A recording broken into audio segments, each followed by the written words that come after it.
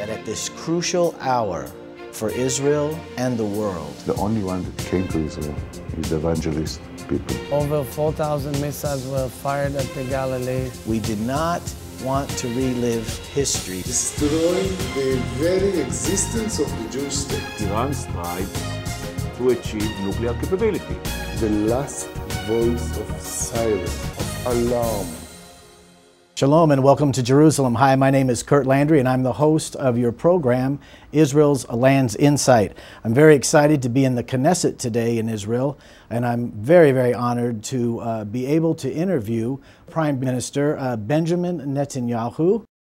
And we're here today to be able to speak to Mr. Netanyahu about the future of Israel, his future, and we're asking him for a word for the evangelical community. House of David has partnered with Streaming Faith Video, and we're asking you some important questions today, and we're very honored to be here, and we greet you, Thank you. It's my Minister, pleasure. Prime Minister. I can say welcome to Jerusalem. Thank you so much. Thank you so much.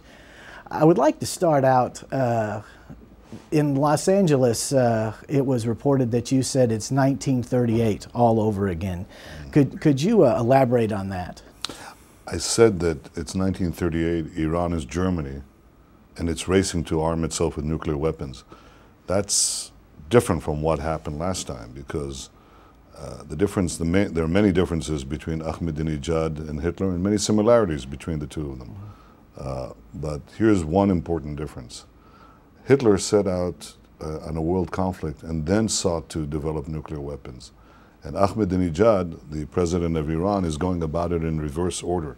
First he wants to get nuclear weapons, and then he'll embark on his mad fantasy of resurrecting an Islamic empire, which is of course geared, first of all, at the great Satan. That's America. We're just the little Satan. We're the first stop on their way. And I think that this is a common danger to all of us, and I have this eerie feeling that just as in the 30s, the free societies did not understand the great peril they were in because of a fanatic ideology that was arming itself. In many ways, I see a similarity here, except that I think this is more dangerous. Yeah. I would agree with you. When I first came to Israel in 1990, I was walking on the beach, and a gentleman had shared with me about the Holocaust. And I knew as a Christian I was called to be a watchman. Right. And I made a commitment to God at that time. I said, not on my watch will I remain silent to the truth. I was reading in your book, and this isn't an accurate quote, but it'll be close. You said that when the truth is revealed in the Middle East, that's the only hope for any type of lasting peace. Could you tell me more about that? Well, just that if you have a peace built on a foundation of lies, it soon collapses. It crashes on the rocks of reality. And we have to recognize the truth. The truth is that the people of Israel have been here for ages, for thousands of years, that this tiny land is where we forged our identity and our religion, our beliefs, our hopes, our dreams. We were thrown out of it and came back in a way that no other people has done. In a great redemption, we built our country, and we seek peace with our neighbors. The reason we don't have peace is because our neighbors don't want Israel. Some of them don't want Israel at all, in any size, in any configuration, with any compromise. They refuse actually to compromise with our existence. Some of them we've made our peace with Jordan, with Egypt. And what's preventing making peace with the rest is the radical attempt, which was first Arab nationalist and now radical Islamic, to wipe Israel off the map. Usually, in the case of the radical Muslims, not merely to wipe Israel off the map, to wipe everybody off the map who doesn't agree with them. This is the source of the conflict. And this is what we must address, and this is what we must defeat. We must defeat these people who want to wipe away entire societies, who openly declare that they intend to create a genocide here. While they deny the previous Holocaust, they prepare the new Holocaust. So I think these are the enemies of peace. These are the enemies of Israel, the enemies of moderate Arabs, the enemies of the United States, the enemies of civilization. They have to be fought if we're to have any chance for peace. Yeah, recently in the Jerusalem Post you said that weakness creates pressure. And you know, there's a tremendous weakness of information in the evangelical community about what's really going on in Israel. And there's also a weakness in Israel communicating that. Could we address that issue?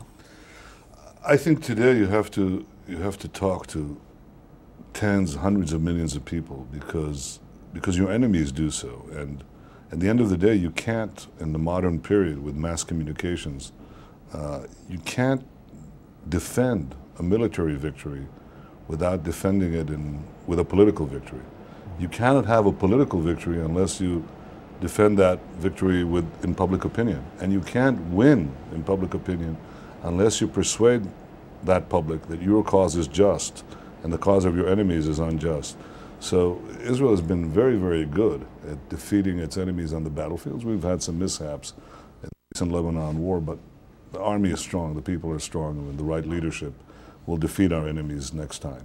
But defeating them on the battlefield is not enough. Defeating these Hezbollah terrorists, people who want to annihilate Israel, and not only us, it's not enough to defeat them on the battlefield once or twice, because they'll start reversing with political pressures all our gains. That's what they're trying to drive us into the pre-67 border by saying that we're occupying a strange land, that we're oppressing people. They're creating a lot of fake realities which are not true.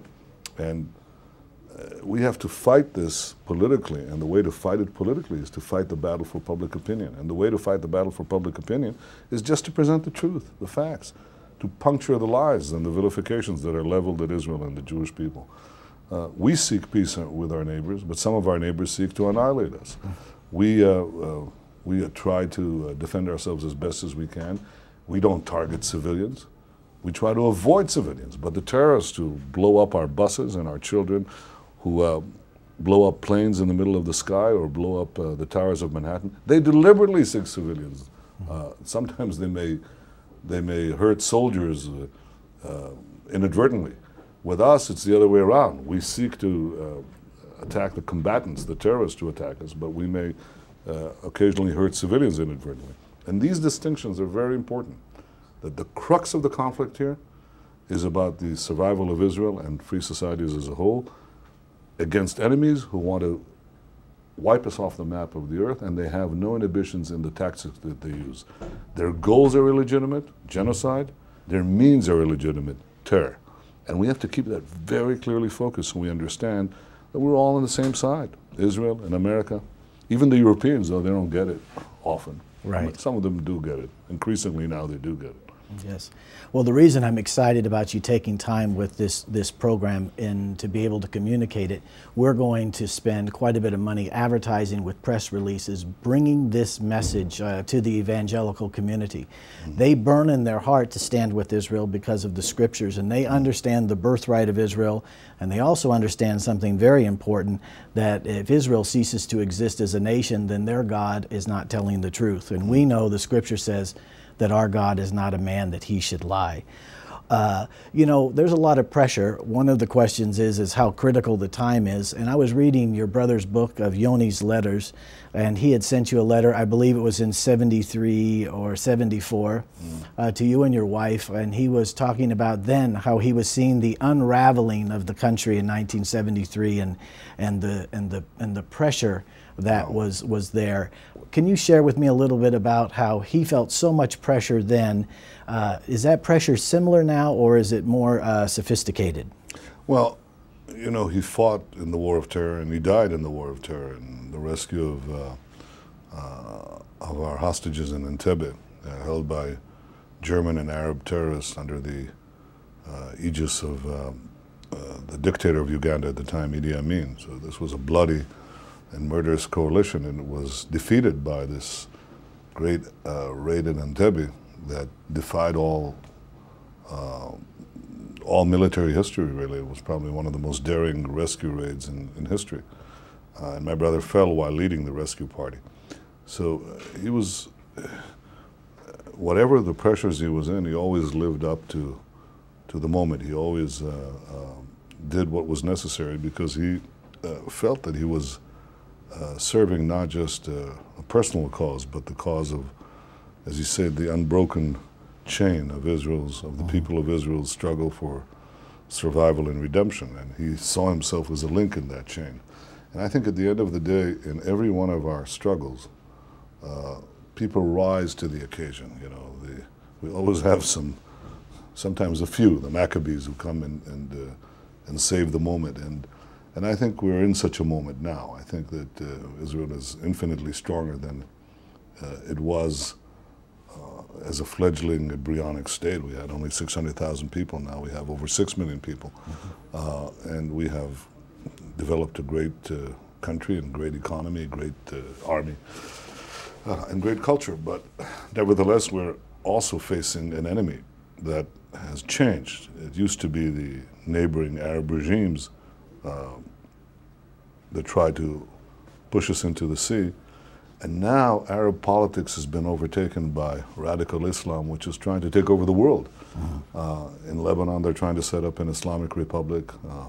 Hamas has set up an Islamic government, both of them directed in many ways by Iran, that seeks to create a Shiite empire, arming itself with nuclear weapons, both aimed at our annihilation, but also ultimately aimed at your subjugation. And this is a new kind of enemy that we face. We've never really seen this before, and perhaps the only precursor is really the mad ideology of Nazism. But this is something that seeks to envelop 1 billion people, 1 billion Muslims in the world. And Israel is at the eye of this hurricane, in the eye of the maelstrom, because we're simply the most forward position of our free democratic civilization, which these people abominate, they hate. And so we're in the front lines. And I think that this requires not only our own efforts and men like my brother who will step up to this conflict, but I think because this is not just a symbolic battle, but a battle really for the future of our world, that we need the support of free societies everywhere. And in many ways, the difference between Europe, what you were talking before, and today, is that in the 1930s, the United States was not involved as a world power. So when this mad ideology came forward, seeking first to annihilate the Jews, same story. First we got the Jews, but then we continue with everyone else. No one was there. You know, France, Britain under a very weak leadership before Churchill, they weren't there. And so the mad dictator and the mad ideology spread like wildfire and conquered all of Europe. Now, there's a difference. A, we have a state of Israel. We didn't have that in the 1930s, so the Jews can defend themselves. And B, we have the United States as the leading actor in the world. And in the United States, I think that the evangelical community has a very important role because it understands intrinsically that the values of freedom that we believe in, a very long common tradition that we share that is being challenged by these fanatics, that it's really under great peril. And therefore, I think that the most important thing that we can see today is the joining together of all the potential victims of radical Islam to defeat this force, not to let it, above all, not to let it arm itself with nuclear weapons. If I had to put my finger and say, what's the most important thing today that we must do, we in Israel must do, and you in America must do, and lovers of Zion, and lovers of freedom, and lovers of peace must do today, it's to make sure that these crazy people do not get their hands on atomic bombs. Because if they do, then the challenge that faces us will be infinitely greater and more dangerous than anything that we've encountered before. And this is something that I expect not only Israelis to be concerned with, but clear-thinking Americans and citizens of other countries. But I say America because America is the leading power. And America responds to the will of the people, to citizens, to their pressures, to their dreams, to their concerns. And that's why the people who are listening to us today, they have a say in our common future. They can shape the way that the American Congress, the American Senate, the White House, what it thinks, by what they think, what they communicate. And that's why I take the time to talk about it today, because it is 1938. It is. And I agree. It is something that is coming our way, but The difference is that we know. We already know because 1938 already happened. We're not going to let it happen a second time. Yeah, I agree. One of my concerns personally as a leader in the evangelical community is there are the Christian Zionists, and then there are just Christians that are not necessarily pro or con, but they're kind of riding the fence. And my concern is that if we have to, America and Israel deal with Iran in a military way to remove this threat, there needs to be some information being told, like what we're doing today, so that that they don't turn on Israel. And you know, you see the challenges we're facing with the Iraq War in the United States. Could you address that issue?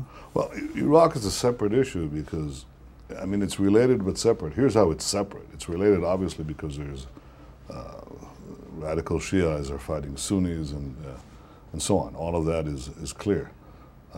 Here's how it's separate.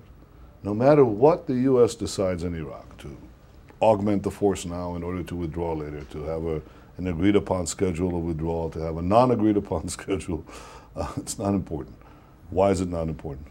Because no matter what you do in Iraq, if you were to leave Iran, which is right nearby, to arm itself with nuclear weapons, then Iraq will go down the tubes. No matter what you do, Iraq will go down the tubes because Iran with atomic weapons will topple, will take over Iran, take over the Persian Gulf, make it Persian on both sides. So they'll take over the oil fields of the world, Saudi Arabia. They'll topple Jordan in short order. They'll threaten us for sure, they say so. And probably reach out beyond, well beyond into the Middle East. And that's their plan, which is open, it's expressed, it's declared.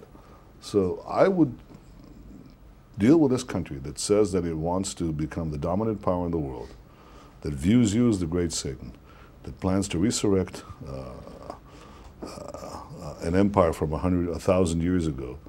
I would treat them seriously. I mean, people with these mad fantasies smashed into the World Trade Center. They weren't just talking. And Iran is talking about getting 25 atomic bombs a year. Within 3 years, they'll start. And within a decade, they plan to have 250 bombs. They're developing long-range missiles. They already have missiles that reach Israel long ago. They're developing long-range missiles to reach every European city and ultimately the east coast of the United States. Now, you can sit back and you say, okay, so what's important about that? Russia has nuclear weapons. The Soviet Union before it has nuclear weapons.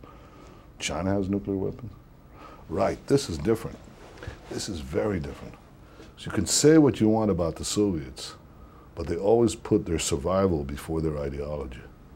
That's true of any other power that has nuclear weapons today. It is not true of the mad radical Muslims, because we've seen it in Manhattan, we've seen it in the Pentagon, we've seen it in Madrid, we've seen it in many, many places. These people are willing to commit suicide, sometimes collective suicide. They put their ideology over their lives. Now, you could have potentially a suicidal regime in Tehran with atomic weapons thinking that you are the great Satan.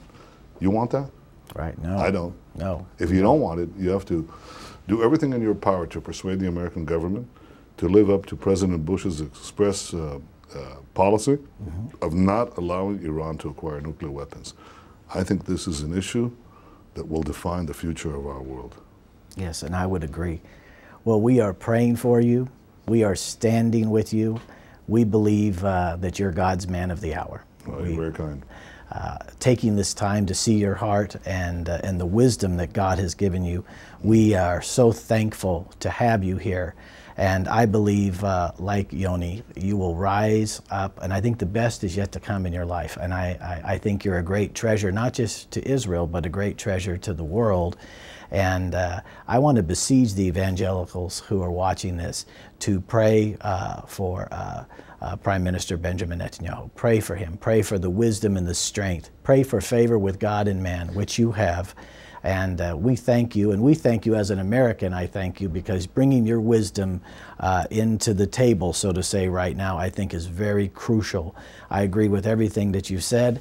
I want to thank you so much. Thank you very much. I appreciate your kind words. Thank you. And God bless you. Very much. I appreciate it. Shalom and welcome to Jerusalem. Hi, my name is Kurt Landry, and I'm founder and president of House of David Ministries. We have a great opportunity in this hour to bless this city and to bless the country of Israel from the far north to the deepest south. Would you join us in helping us to protect and minister to the children here in Israel? The statistics tell us that more than 720,000 children are under the poverty level right now in this city. And I believe the evangelical community is being blessed for 2,000 years by the covenants of God to answer that call at this hour. Would you join us as we take you on a wonderful tour of an opportunity to bless Israel and to bless its children? And may God bless you as you give. And remember, pray for the peace of Jerusalem and all of Israel. And may God bless you out of Zion. Shalom.